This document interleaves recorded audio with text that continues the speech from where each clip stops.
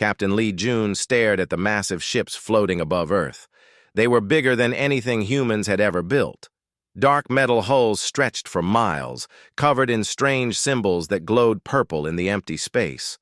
The alien vessels blocked out the sun over Seoul, casting shadows across the city below. "How many?" Lee Jun asked into his radio. 12 ships, sir," came the reply from the space station. "Each one is about 10 times the size of our largest carrier." Lee Jun felt his stomach drop. 3 months ago, humans had finally learned to travel faster than light. They were so proud of their first colony ship reaching Alpha Centauri. Now these aliens appeared out of nowhere, making human technology look like toys. Dr. Park Hana rushed into the command center. Her lab coat was wrinkled and her hair was messy from working all night.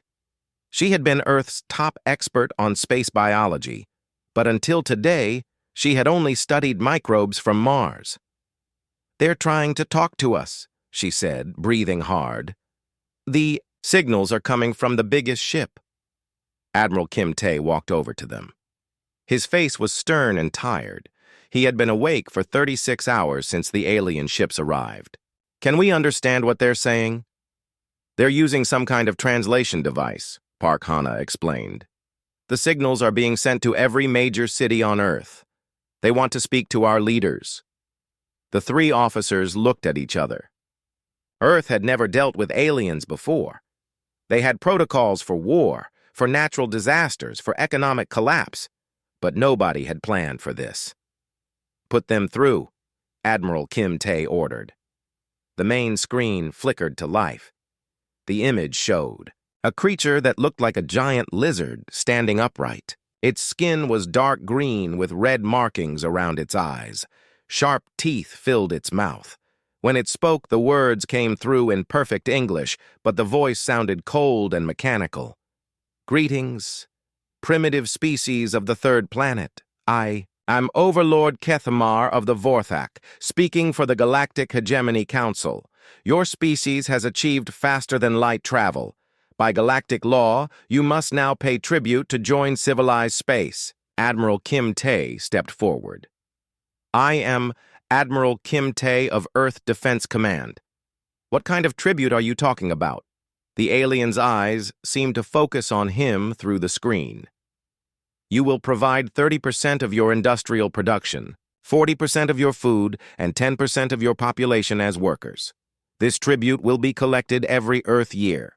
Captain Lee Jun felt his blood turn cold. 10% of Earth's population was nearly 800 million people. The alien was talking about slavery on a massive scale. "And if we refuse?" Admiral Kim Tae asked quietly. "No species refuses," the alien said.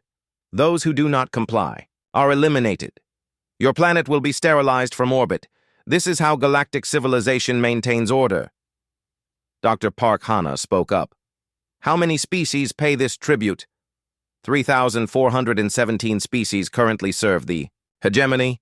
Your species will be 3,418. The connection ended. The screen went black. The command center was silent for a long moment. Then everyone started talking at once. Officers shouted questions and orders. Phones rang as calls came in from world leaders. Ambassador Choi Minji arrived an hour later. She was a small woman with sharp eyes who had spent 20 years negotiating peace treaties between countries. Now she faced something much bigger than any human conflict. "What do we know about them?" she asked, looking at the data on the screens. Captain Lee Jun pulled up what little information they had gathered. "Their ships are powerful, but we don't know how powerful. They have energy weapons and shields. Their technology seems maybe 50 years ahead of ours." "Maybe 50 years?" Park Hana asked. "How can you tell?" "Their hulls are still metal. They still use visible thrusters. If they were really advanced, we might not even be able to see their ships." Admiral Kim Tae was studying tactical displays. 12 ships. That's either all they need to destroy us or all they can spare. "What does that mean?" Ambassador Choi Minji asked. "If 12 ships can destroy Earth, then resistance is impossible," Lee Jun explained. But if they only sent 12 ships because that's all they have in this area, then maybe they're not as strong as they want us to believe. The next few days were chaos. World leaders held emergency meetings. Some wanted to negotiate, others wanted to fight. Most were paralyzed by fear. News of the alien demand spread across Earth. People panicked in some cities. Others held rallies demanding resistance. Religious leaders called it everything from the end times to a test from God. Dr. Park Hana worked day and night studying the alien transmission. She analyzed every detail of the video signal, looking for clues about their technology. Their translation system is impressive, she told the others. But it's not perfect. They're clearly having to work to understand our languages. What else? Admiral Kim Tae asked. The ship in the background looks different from the others. Less smooth. I think it might be older, or damaged. Captain Lee Jun had been running simulations of possible battles. The results were not encouraging.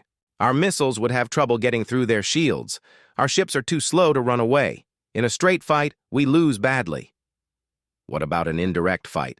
Ambassador Choi Minji asked. What do you mean? You said their technology is maybe 50 years ahead of ours. 50 years ago, humans were just starting to use computers, but we still had ways to fight enemies with better weapons. Lee Jun thought about this.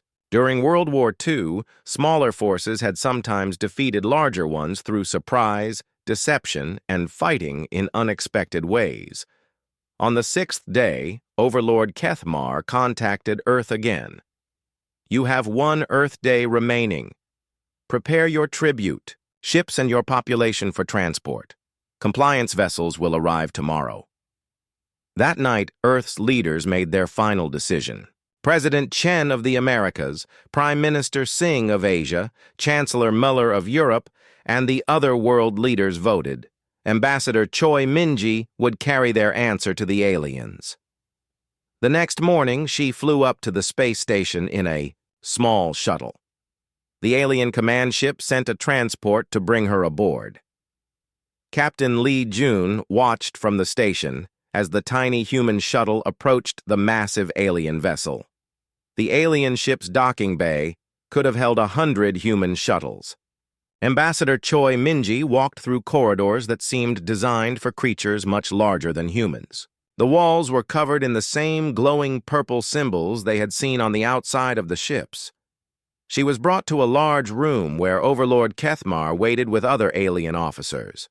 Cameras recorded everything. The transmission was being broadcast across the galaxy so other species could see what happened to those who delayed their tribute. Human representative, the alien overlord said, present your tribute schedule and population manifest. Ambassador Choi Minji stood straight and looked directly at the alien leader. Around the galaxy, thousands of species watched and waited. To see another civilization submit to the hegemony, she spoke one word, clearly and loudly. No. The silence in the alien command room lasted for several seconds. Overlord Kethmar stared at Ambassador Choi Minji, as if she had spoken in a language that didn't exist.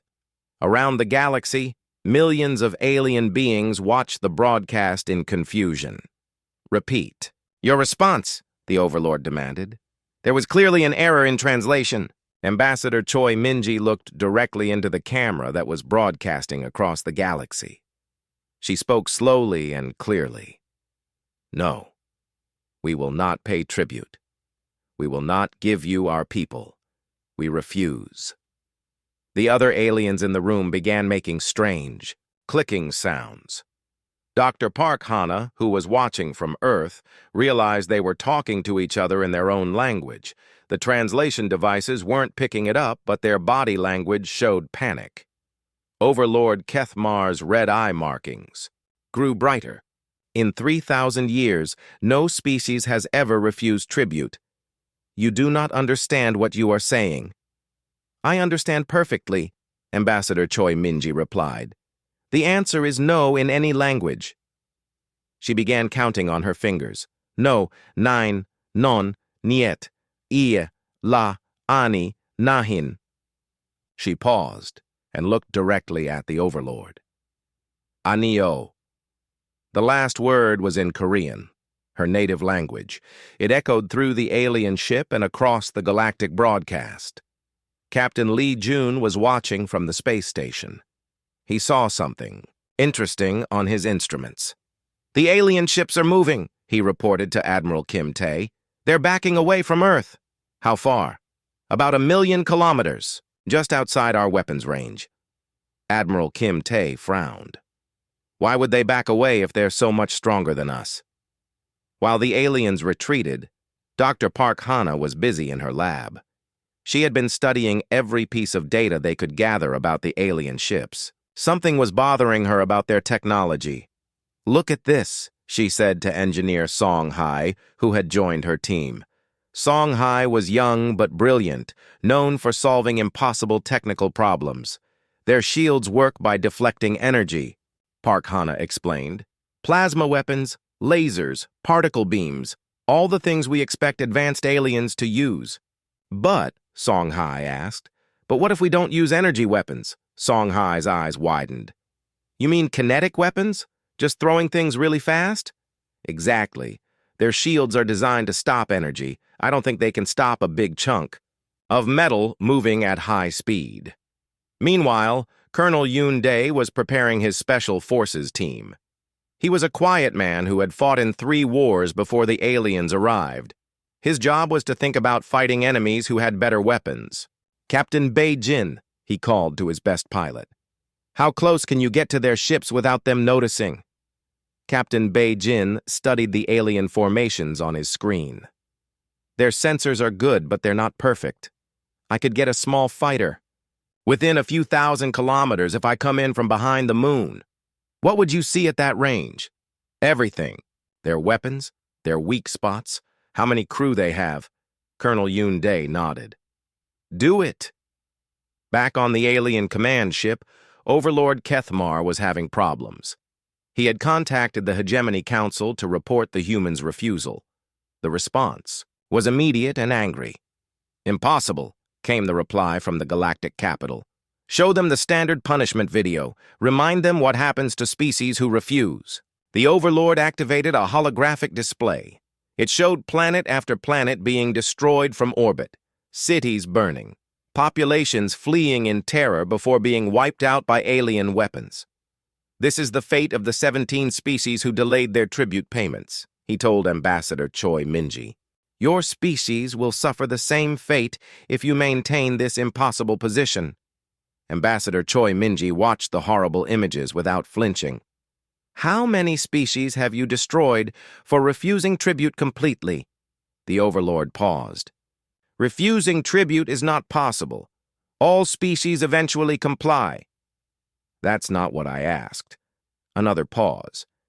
"No species has ever refused tribute." Ambassador Choi Minji smiled for the first time since boarding the alien ship. "Then you have no idea what to do with us." On Earth, the governments were in chaos.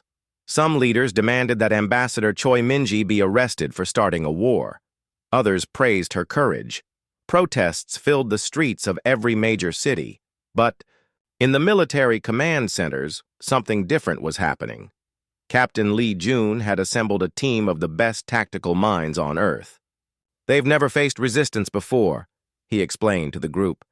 "Every species they've met has surrendered immediately. They have no experience fighting a real war." "But they have better weapons," someone pointed out. "Maybe. But Song Hai thinks their shields have a weakness.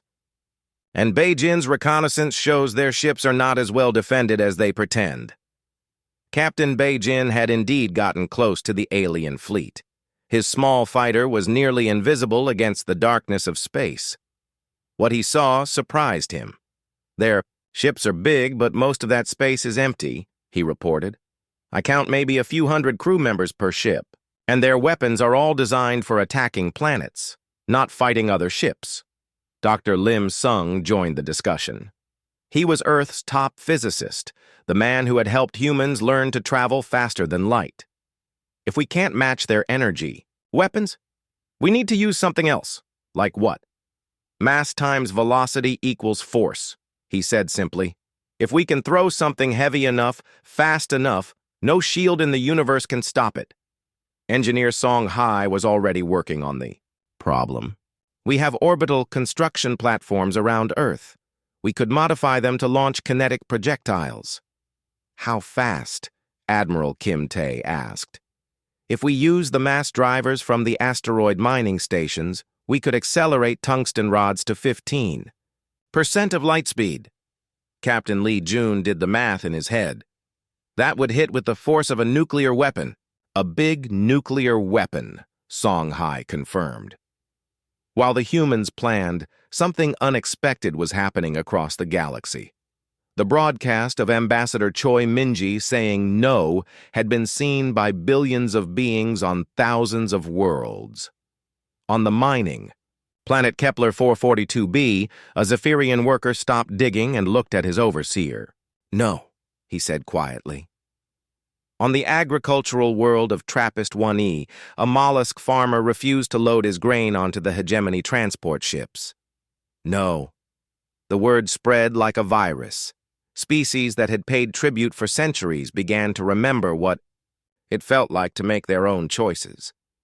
Back on the alien command ship, Overlord Kethmar was receiving reports from across his territory. 12 worlds had stopped their tribute shipments. 3 planets had declared independence. The galaxy's economy was starting to shake. You have caused chaos, he told Ambassador Choi Min-ji. Your single word is destroying the order that has kept peace for 3,000 years. Good, she replied. The Overlord's eye markings flashed bright red. You will watch your planet burn. We will make an example that the galaxy will never forget. Ambassador Choi Min-ji was returned to the space station. As soon as she arrived, Captain Lee Jun briefed her on their preparations. Can we win? She asked. I don't know, he admitted. But we're going to try. Dr. Park Hana joined them. The alien fleet is moving back toward Earth. They'll be in weapons range in 6 hours.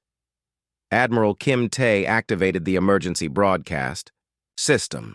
His voice reached every human on Earth and in the colonies. Citizens of Earth. In 6 hours, we face our greatest challenge. We could have chosen slavery. We chose freedom.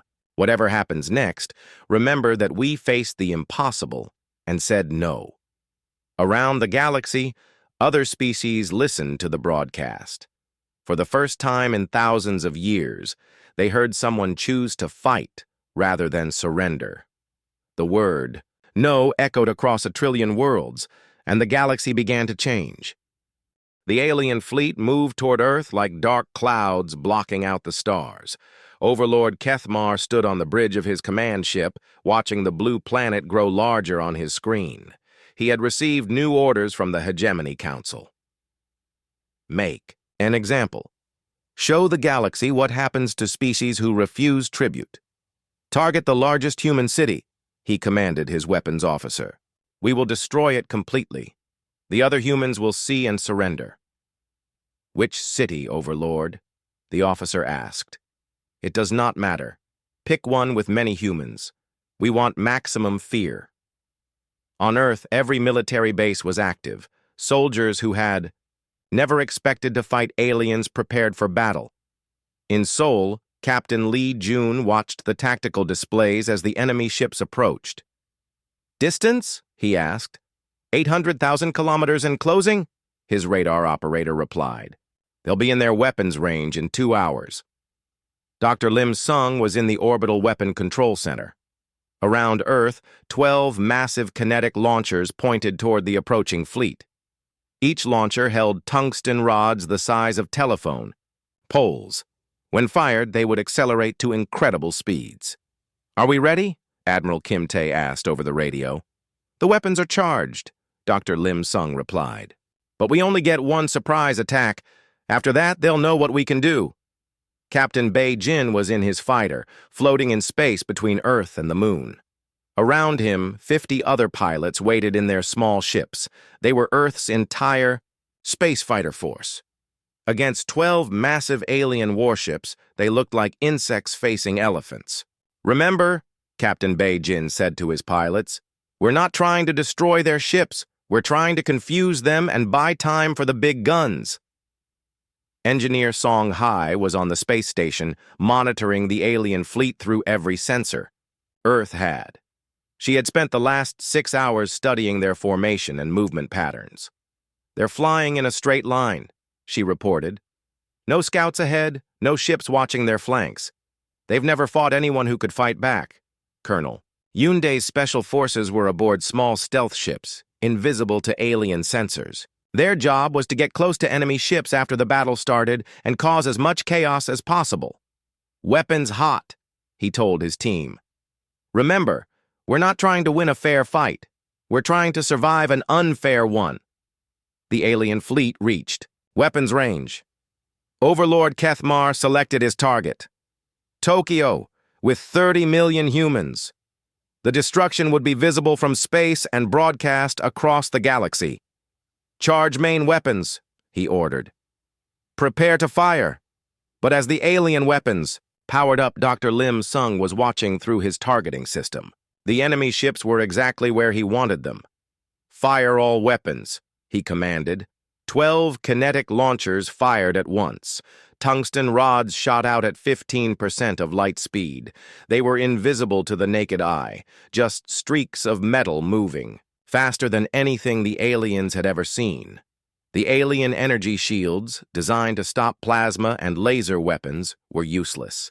The first kinetic round hit Overlord Kethmar's command ship directly in the center. The tungsten rod punched through the hull like a bullet through paper. The ship exploded in a ball of fire and metal. Overlord Kethmar died instantly along with 800 alien crew members. 2 more alien ships were destroyed in the first volley. A 4th ship was badly damaged, spinning out of control with half its hull missing. The remaining 8 ships scattered in panic. For 3,000 years they had only fought enemies who surrendered before the battle began. They had no experience with real combat. "Impossible!" screamed the surviving alien commander. "How do they have weapons that can penetrate our shields?" Captain Beijin saw his chance. "All fighters, attack now!" 50 human fighters swarmed toward the confused alien ships. Their weapons were small, but the aliens were panicking. Fighter pilots struck at sensor arrays, communication dishes, and weapon systems. Captain Kang Su commanded Earth's orbital defense platforms. As the alien ships tried to regroup, his platforms opened fire with missiles and particle beams. The weapons were not powerful enough to destroy alien ships, but they added to the chaos. "They're breaking formation," Captain Kang Su reported. 3 ships are trying to retreat." "Don't let them," Admiral Kim Tae ordered. "If they escape, they'll bring reinforcements." Dr. Lim Sung's kinetic weapons needed time to recharge, but Engineer Song Hai had a backup plan. Around Earth's orbit were hundreds of construction satellites, each equipped with mass drivers for moving asteroids. "Redirect all construction satellites," she commanded. "Target the fleeing ships with everything we have." The satellites began firing chunks of metal and rock at the retreating aliens. The projectiles were much slower than the tungsten rods, but there were thousands of them. One alien ship, already damaged, was hit by a piece of asteroid the size of a car. The impact broke its back, and the ship split in half. Colonel Yunde's stealth ships reached the confused alien fleet. His commandos fired boarding torpedoes into the enemy hulls.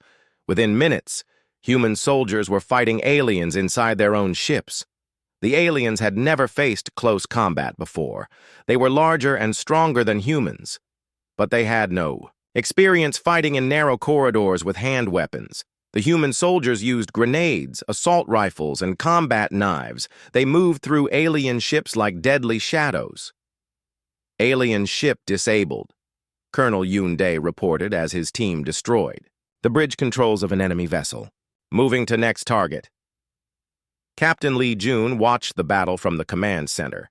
In 30 minutes, humanity had destroyed or disabled 7 alien warships. Only 5 remained functional, and they were trying to escape. But across the galaxy, something else was happening. The battle was being broadcast on the same channels that had shown Ambassador Choi Minji's refusal. Alien species everywhere watched humans fighting back against the mighty hegemony. On the farming world of Kepler 186f, a crystalline overseer demanded his daily tribute from the local population. The aliens who lived there had paid tribute for 800 years. No, said their leader, speaking the human word. We will pay no more. On the mining planet Proxima Centauri b, workers stopped digging and walked away from their jobs. No more tribute, they said. The rebellion spread faster than the hegemony could respond. Hundreds of worlds stopped paying tribute. Thousands more reduced their payments. The galactic economy began to collapse. Dr. Lim Sung's weapons finished recharging. He targeted the 5 remaining alien ships, which were now trying desperately to reach faster-than-light speed. Second volley! Fire! 3 more tungsten rods shot across space. 2 hit their targets, destroying alien ships completely. The third rod missed as its target ship jumped to light speed. Only 2 alien ships escaped. Out of 12 ships that had come to punish humanity, 10 were destroyed or captured. Captain Bei Jin led his fighters back to their stations. Not a single human pilot had been killed. The aliens had been so confused by the unexpected resistance that they barely fought back. Casualty report? Admiral Kim Tae asked. 17 wounded, none killed, came the reply. The aliens lost over 6,000 crew members. Ambassador Choi Minji watched the wreckage of alien ships floating in space around Earth. Messages were coming in from across the galaxy.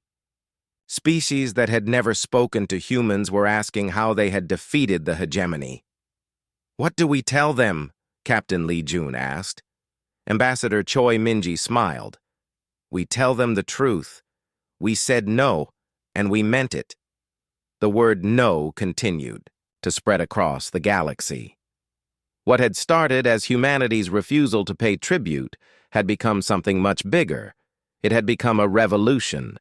The galactic hegemony, which had ruled for 3,000 years through fear and intimidation, was beginning to crumble. And it all started with one word from a small blue planet at the edge of the galaxy. No. 3 weeks after the battle above Earth, the galaxy was on fire. Not with weapons, but with rebellion. On over 200 worlds, alien species had stopped paying tribute to the Hegemony Council. The galactic government was in chaos. Supreme. Overlord Vexithar stood in the great council chamber on the capital world of Hegemon Prime. Around him, representatives from a dozen species argued loudly. The crystal beings clicked angrily. The gas creatures made whistling sounds. The machine intelligences beeped in distress. The humans must be destroyed, Vexithar declared, his voice echoing through the chamber. Their rebellion threatens everything we have built. How? Asked Commander Ziltak of the Mantis species. They destroyed 12 ships with weapons we do not understand. Our best fleet commanders are dead. We will send 200 ships, Vexithar said. Even human weapons cannot stop such a force. On Earth, Captain Lee Jun was studying intelligence reports in the war room. The news was not good. Spy satellites and alien allies had confirmed that the hegemony was gathering the largest fleet in their history. 200 ships, he told the assembled officers. Coming from the Galactic Corps. They'll arrive in 6 weeks. Admiral Kim Tae looked at the tactical display. We barely survived 12 ships. How do we fight 200? Dr. Ryu Nara, Earth's new military strategist, had been thinking about this problem. She was young for such an important job, but her mind worked differently than traditional military. Thinkers, we don't fight them the way they expect, she said. They're bringing 200 ships because they think like an empire. Big fleets, direct attacks, overwhelming force. What's the alternative? Captain Lee Jun asked. We fight like humans. Small groups, hit-and-run attacks, make them afraid. To leave their ships. Lieutenant Commander Shin Woo had been working with alien rebels across the galaxy. His job was to coordinate resistance activities on other worlds. The reports he received were encouraging. 17 star systems have declared independence, he told the group. The hegemony is trying to fight rebellions on dozens of worlds. At the same time, their forces are spread thin. Engineer Song Hai had been working on new weapons. The kinetic launchers had worked well, but they needed time to recharge. Against 200 ships, Earth needed something else. I've been studying the captured alien technology, she reported. Their ships communicate using quantum entanglement networks. If we can disrupt those networks, their fleet will be blind and deaf. Dr. Lim Sung was expanding Earth's kinetic weapon systems. New launchers were being built on the moon and on asteroids throughout the solar system. But even with 50 launchers, they could not destroy 200 ships quickly enough. We need to be smarter, he said. Instead of trying to destroy all their ships, we target their command vessels. Cut off the head, and the body will die. Captain Park Dong was preparing humanity's first interstellar fleet. Earth had captured several alien ships during the battle, and human engineers were learning to fly them. The fleet was small, only 20 ships, but they could travel faster than light. If the enemy thinks we're trapped on Earth, they're wrong, he told his crew. We'll take the fight to them before they reach our home. The hegemony fleet gathered at the staging point near the galactic core. Supreme Overlord Vexthar commanded from his flagship, a massive vessel 5 times larger than any ship in the original tribute fleet. Around him, ships from 20 different species formed battle groups. Remember, he told his fleet commanders, the humans have some kind of kinetic weapon that can penetrate our shields. Stay at maximum range and use our energy weapons to destroy their planet from a distance. But Vexthar did not know about Captain Park Dong's interstellar fleet. The 20 human ships, disguised to look like regular hegemony vessels, had already reached the staging area. They waited in the outer system, invisible among the hundreds of alien supply ships. Colonel Yoon Dae had trained a new generation of Special Forces soldiers. Instead of just fighting on spaceships, they were prepared to fight on alien planets. Their mission was to support rebellions across the galaxy, hit them everywhere at once, he told his teams. While their main fleet attacks Earth, we'll be destroying their supply lines and freeing their slaves. Captain Bei Jin now commanded a fighter force of 300 pilots. They had practiced new tactics based on what they learned in the first battle. Instead of flying in formation, they would attack like a swarm of angry bees. Their ships are big and slow, he explained to his pilots. We're small and fast. They can't shoot what they can't catch. The hegemony fleet began its journey toward Earth. It would take 4 weeks to travel across the galaxy. But as they traveled, reports of rebellion continued to pour in. On Vega 3, the aquatic species had stopped harvesting their underwater crops. On Wolf 3A59, the silicon-based miners had sealed their tunnels and refused to work. On Tau Ceti, the bird people had declared their planet a free world. The rebellion is spreading faster than we can contain it, reported Admiral Kexmore to Supreme Overlord Vexthar. We need ships to fight the rebels, but you've taken all our forces for the attack on Earth. Earth is the source of the rebellion, Vexthar replied. Destroy the humans, and the other species will surrender. But the humans were not waiting passively for the attack. Captain Park Dong's hidden fleet struck first. They attacked hegemony, supply convoys, destroying fuel ships and weapon transports. They hit communication relays, cutting the main fleet off from their commanders at home. Our supply lines are under attack, reported the fleet's logistics officer. We've lost 30% of our fuel reserves. Supreme Overlord Vexthar was furious.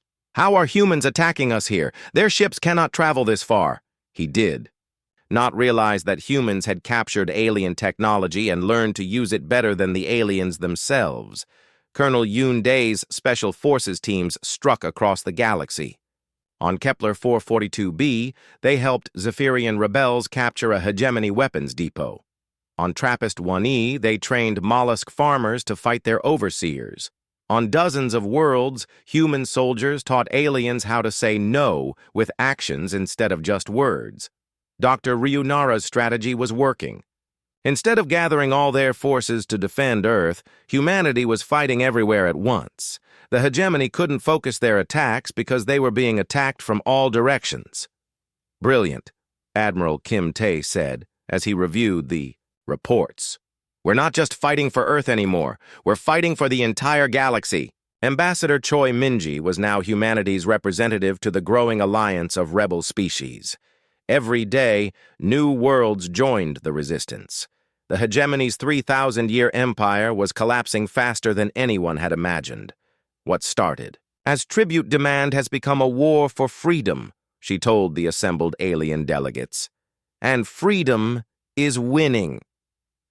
Engineer Song Hai's quantum disruption weapons were ready.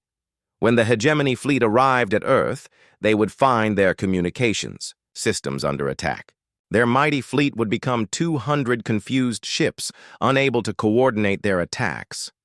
The stage was set for the final battle. The largest fleet in galactic history was approaching Earth, but they were coming to fight an enemy that no longer played by the old rules. Humanity had learned that the word no was more powerful than any weapon. Now they were teaching the entire galaxy the same lesson. The revolution had begun with one small planet refusing to kneel. Soon, it would end with the mightiest empire in history brought to its knees by the power of that single word. No. The massive hegemony fleet dropped out of faster-than-light travel at the edge of Earth's solar system. 200 warships formed battle lines that stretched across space like a metal wall. Supreme Overlord Vexthar looked at the small blue planet in the distance and smiled with satisfaction. "Begin the attack," he commanded. "Destroy everything."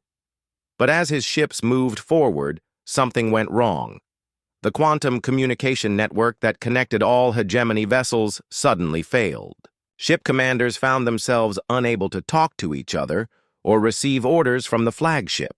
"Communications are down," reported the fleet's technical officer. "All ships are operating independently." Engineer Song Hai's quantum disruption weapons were working perfectly. From hidden locations throughout the solar system, her devices sent interference signals that scrambled the alien communication systems. "Phase 1 complete," she reported to Admiral Kim Tae. "Their fleet is blind and confused." Captain Bei Jin led the first wave of Earth's defense. 300 human fighters swarmed toward the enemy fleet like angry insects. But these were not the same pilots who had fought 3 months ago. They had trained constantly, learning new tactics from captured alien technology. The human fighters didn't attack the big warships directly. Instead, they targeted sensor arrays, communication dishes, and weapon systems. Each fighter carried electromagnetic pulse weapons that could disable alien electronics without destroying the ships. "Remember," Captain Bei Jin told his pilots, "we're not trying to destroy them. We're trying to make them helpless." Supreme Overlord Vexthar watched in growing alarm as his ships lost their targeting systems one by one. "What kind of weapons are they using?" "They're not destroying our ships," his weapons officer reported. "They're making them unable to fight." Dr. Lim Sung's kinetic weapons opened fire from 50 locations around the solar system. But instead of targeting random ships, they focused on the hegemony command vessels. Tungsten rods traveling at incredible speed punched through the hulls of flagship after flagship. Within an hour, half the hegemony fleet commanders were dead. The surviving ships had no orders and no way to communicate with each other. Captain Park Dong's interstellar fleet struck from behind.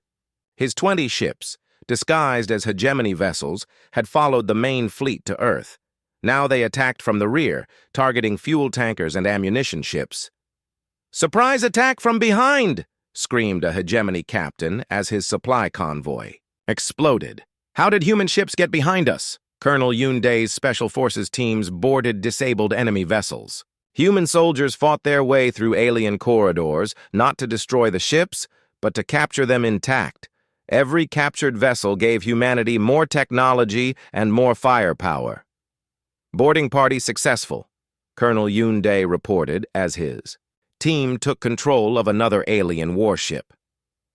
"We now have 40 captured vessels operational." But the real surprise came from across the galaxy. As the battle raged around Earth, rebel fleets from dozens of worlds arrived to help humanity. The Zephyrians brought fast attack ships. The mollusks sent heavy cruisers. The crystalline beings provided shield technology. LT, Commander Xin Wu, coordinated the Allied fleets. Rebel forces, this is Earth Command. Welcome to the fight. The aquatic species from Vega III had traveled in massive water-filled ships. Their sonic weapons could disable alien vessels without harming the crew. The silicon-based miners brought ships that could burrow through enemy hulls like drills through rock. Supreme Overlord, Vexthar realized he was no longer fighting just humans. Half the galaxy had turned against the hegemony. His mighty fleet was outnumbered and outmaneuvered. All ships, retreat, he ordered. But with communications down, most of his ships never received the message. Dr. Ryunara's strategy was working perfectly. Instead of one big battle, humanity had created chaos. Across the entire combat zone, enemy ships fought independently, without coordination or support. Ambassador Choi Minji broadcast a message to the confused hegemony forces. Her words were transmitted on every frequency, in every language spoken in the galaxy. Soldiers of the hegemony, she said calmly. You are fighting for masters who see you as slaves. Your species pays tribute just like everyone else. You have nothing to gain from this war and everything to lose. On ship after ship, alien crew members began to question their orders. Why were they fighting to preserve a system that oppressed their own people? Why should they die for overlords who demanded tribute from their home worlds? A Mantis commander was the first to surrender. This is Captain Zilvek of the Mantis Third Fleet. We lay down our weapons. Other ships followed. The reptilian crews, the insect soldiers, the machine intelligences, one by one, they stopped fighting and asked for terms of surrender. Captain Kang Su, now commanding Earth's orbital defense platforms, watched in amazement as enemy ships surrendered faster than he could process them. Admiral, he reported, over. Half the enemy fleet has surrendered. The rest are trying to escape. Supreme Overlord Vexthar was among those trying to flee. His flagship, badly damaged by kinetic weapons, limped toward the edge of the solar system. But Captain Park Dong's fleet was waiting. Supreme Overlord, came a transmission from the human captain. Surrender now, and your crew will be spared. Vexthar looked around his ruined bridge. Most of his officers were dead. His ship was dying. His empire was collapsing. I surrender, he said quietly. The battle was over. Of 200 hegemony ships, 60 had been destroyed, 80 had surrendered, and 60 had escaped. But those 60 ships carried news of the defeat back to the galactic core. Within days, the hegemony government collapsed completely. Species that had paid tribute for thousands of years declared independence. The galactic economy restructured around voluntary trade instead of forced tribute. 6 months later, Ambassador Choi Minji stood on a space station orbiting the neutral world of Kepler 22b. Representatives from over 300 species had gathered to form a new galactic government. We call it the Free Worlds Alliance, she explained to the assembled delegates. Every species has an equal voice. No tribute, no forced labor, no empire. Admiral Kim Tae commanded the new galactic peacekeeping force. Ships from dozens of species worked together to protect trade routes and defend against pirates. The old hegemony warships had been converted into exploration vessels and rescue ships. Dr. Park Hana headed the Interspecies Scientific Cooperative. Alien scientists shared knowledge freely, leading to breakthroughs that helped every species. The technology that had once been hoarded by the hegemony was now available to all. Captain Lee Jun became the first human to command a mixed-species fleet. His crews included beings from 20 different worlds, all working together as equals. On Earth, children grew up learning alien languages and cultures. On alien worlds, young beings learned human concepts like democracy, individual rights, and the power of saying no to injustice. the galaxy remembered the day everything changed. It had started with a simple question: would humanity pay tribute to the galactic hegemony? The answer had been one word, but that word had contained the power to reshape civilization itself. A small child from the crystalline species approached Ambassador Choi Minji during the celebration. Through a translation device, the child asked, "What made humans different? Why could you say what no one else could say?" Ambassador Choi Minji knelt down to the child's level. "We weren't different," she said gently. "We just remembered something that everyone had forgotten. Freedom isn't something someone gives you. It's something you already have. You just have to choose to use it." She looked around at the celebration, where beings from across the galaxy worked and played together as friends instead of rulers and subjects. "We didn't conquer the galaxy," she continued. "We reminded it how to be free. The word no had traveled across space and time, from a small blue planet to the far reaches of the galaxy. It had toppled an empire and birthed a new age of cooperation and peace. And it all began with the simple human understanding that some things are worth fighting for, no matter what the odds. No to oppression, no to slavery, no to fear, yes to freedom, yes to dignity, yes to hope. The galaxy had learned to say no. Now it was learning to say yes to a better future.